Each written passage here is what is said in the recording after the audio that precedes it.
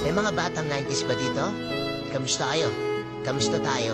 Alam niyo, sa totoo lang tayo may pinakamasayang kabataan.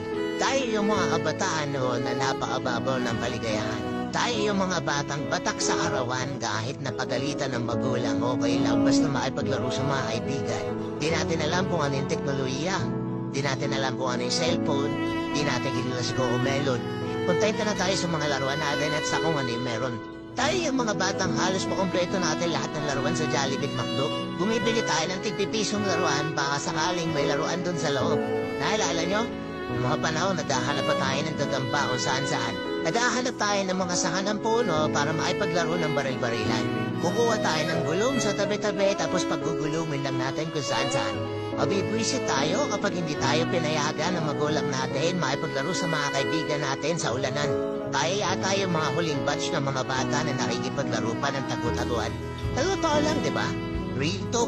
Tayo yung mga simpleng batch ng mga bata.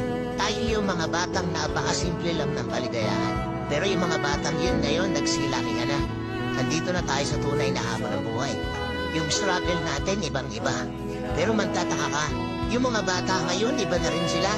Yung mga bata ngayon, feeling nila mas magaling pa sila sa magulang nila. Yung mga bata ngayon, nagre-rebelde agad kapag hindi na pagbigyan yung mga simpleng gusto nila.